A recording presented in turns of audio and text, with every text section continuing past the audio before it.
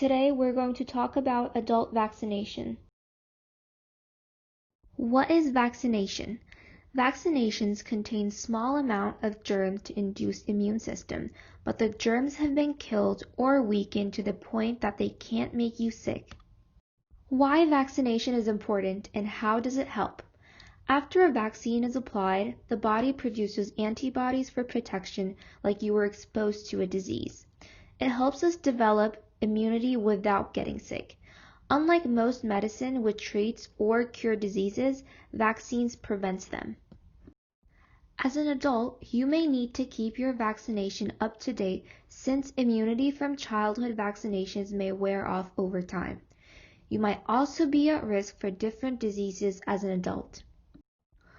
Are vaccines safe?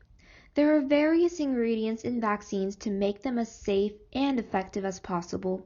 The U.S. Food and Drug Administration ensures vaccine safety, purity, potency, and effectiveness before approving its usage in the United States. CDC recommends that all adults should get seasonal flu vaccine every year and should get vaccinated for Tdap once if they did not receive it as an adolescent and should get booster TD vaccines every 10 years. Influenza is a very contagious disease that can cause mild to severe illness. CDC recommends everyone to get flu vaccination every year. There are people vulnerable for complications of influenza virus, such as people who are 65 years or older, pregnant women, people who have asthma, heart disease and stroke, diabetes, cancer, chronic kidney disease, HIV or AIDS. Tdap, which is also known as whooping cough vaccine, is a combination vaccine and it can protect against tetanus, diphtheria, and pertussis. CDC recommends Tdap vaccine for adults who had never received it before. If they received it before, they recommend getting the TD booster vaccine every 10 years for an adequate protection. Human papillomaviruses are the causes of most cervical, anal, and other cancers. CDC recommends everyone to get HPV vaccination through age 26 years if not vaccinated earlier as a preteen. Although HPV vaccine after age 26 years is less effective considering earlier ages, CDC recommends speaking with your doctor for possible risk factors to get vaccinated.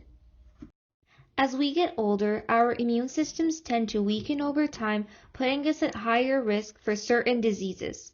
In addition to seasonal flu and Tdap vaccines, CDC recommends Zoster vaccine for shingles and pneumococcal polysaccharide vaccine.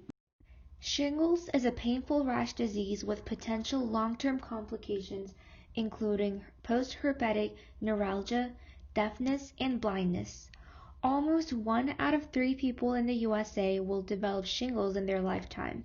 The risk of shingles increases as we get older.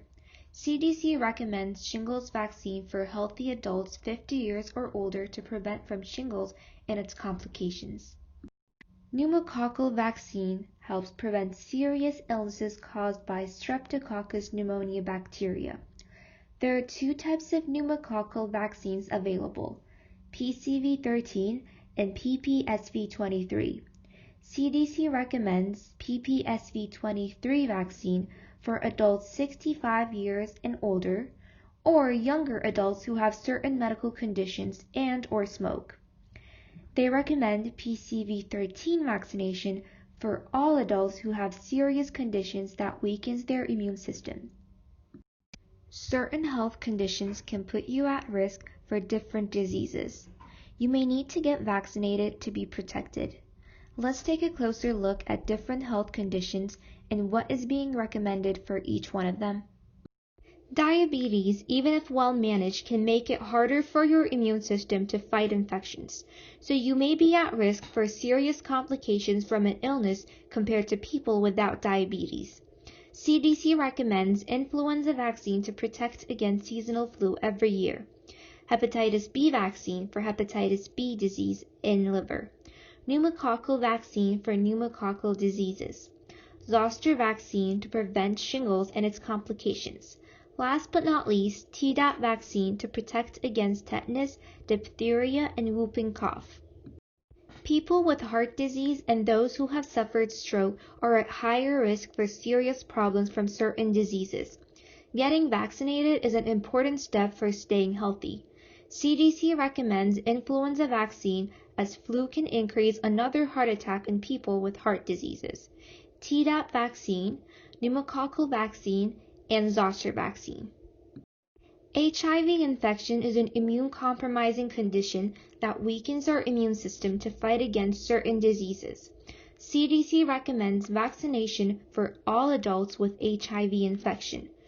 Influenza vaccine, Tdap vaccine, pneumococcal vaccine, meningococcal conjugate vaccine, hepatitis B vaccine, HPV vaccine, MMR vaccine, and varicella vaccine. Adults with COPD and asthma are at higher risk for certain diseases and their complications. CDC recommends vaccination to protect against for those preventable conditions. Influenza vaccine, since adults with COPD and asthma are more likely to get flu. Tdap vaccine for protection against whooping cough. Pneumococcal vaccine, since COPD causes swelling and mucus accumulation of airways and make us more vulnerable to pneumococcal diseases. And last, Zoster vaccine for shingles. CDC recommends 2 vaccines, influenza and Tdap, for every pregnancy to protect yourself and your baby. This is important since flu and whooping cough can be dangerous for infants. Influenza vaccine is recommended during flu seasons, and Tdap vaccine is recommended each pregnancy regardless of mother's previous shots. For international travelers, make sure you are up to date with all recommended vaccinations. CDC recommends certain vaccines for each destination around the world. You can find it on CDC Travel Health site. Make an appointment with your doctor 4 to 6 weeks prior to your trip. Planning your vaccinations ahead will give you best chance to build up an adequate immunity.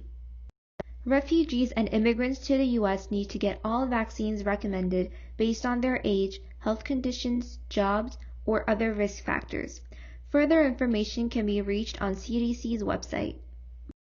When preparing this presentation, I used information from website of CDC, which is an authorized institution. Thank you for listening.